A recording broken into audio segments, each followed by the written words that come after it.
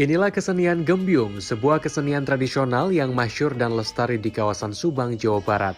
Bagi masyarakat Subang, Gembyung diyakini sebagai salah satu warisan syiar Islam yang dilakukan oleh para wali di wilayah Jawa Barat. Kesenian tradisional Gembyung di Subang, Jawa Barat ini biasanya dimainkan oleh 10 hingga 15 orang. Para pemain masing-masing akan memegang alat musik atau waditra. Waditra yang digunakan diantaranya adalah rebana, trompet, kendang, dan kecrek. Rebana atau genjring merupakan alat musik utama dalam kesenian Gembyung ini. Dengan iringan waditra terutama genjring ini, para pemain yang didominasi oleh laki-laki ini akan bernyanyi melantunkan pujian-pujian kepada Allah Subhanahu wa Ta'ala dan Rasul-Nya. Kang Uci, kalau tadi saya lihat Akang bernyanyi menjadi juru kawih begitu, Kang. Iya. Boleh cerita tadi itu lagu-lagu apa saja yang disampaikan, Kang? Nah, tadi yang telah dilantunkan itu lagu-lagu khusus dari kesenian Gembyungan. Di antaranya tadi saya sudah nyanyikan lagu Hindu Yala atau Benjangan, lagu Yala Ila, lagu Yao, lagu Malong, itu merupakan sebagian dari lagu-lagu Gembyung. Kalau saya dengar tadi bahasanya menggunakan bahasa Sunda Bukun, Iya. tapi boleh cerita nggak sih makna dari setiap lagu itu apa sih, Kang? Nah, untuk pemaknaan lagu dari kesenian Gembyung ini bersifatkan pujian-pujian terhadap Tuhan Yang Maha Esa, terhadap Rasul, terhadap Nabi. Nah, gitu. Karena kesenian Gembyung ini lahirnya dari lingkungan pesantrenan. Nah, Musik yang keluar dari Gembyung ini awalnya mendayu-dayu.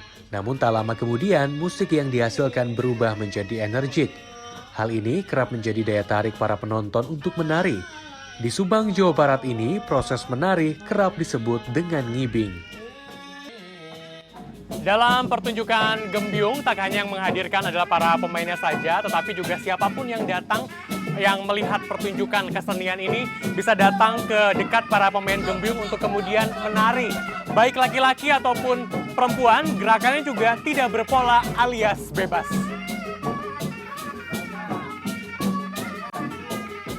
Sulaiman adalah seniman Gembyung dari Padepokan Gembyung Dangyang Dongdo Subang. Ia menyebut saat ini permainan kesenian buhun ini sudah mengalami modifikasi. Modifikasi mencakup para pemain dan juga alat musiknya. Hal itu dilakukan untuk menarik minat penerusnya yakni para generasi muda. Untuk menarik daya tarik lah animo dari masyarakat, terutama anak-anak muda gitu, yang muda-muda. Makanya saya tambah termasuk tadi yang disebut ada goong, ditambah bedug supaya ada getaran gitu ya. Termasuk juru kawih. Nah, yang jadi masalah sekarang itu justru pada umumnya penonton masyarakat sekarang itu lagu-lagu Gembyung itu kan terbatas, Pak. Gembyung berasal dari kata gem yang berarti ageman atau pedoman, sementara byung berasal dari kata kabiruyungan yang berarti kepastian untuk dilaksanakan. Awalnya Gembyung muncul di lingkungan pesantren. Tidak ada yang tahu pasti kapan awal mula Gembyung ini muncul. Yang jelas, Gembyung mulai dijadikan media syiar Islam oleh Sunan Kalijaga di wilayah Jawa Barat. Syiar Islam disampaikan melalui ragam lagu yang mengagungkan Allah dengan iringan rebana para pemainnya. Ini yang saya katakan bahwa kekuatan di wadita itu adalah untuk menggugah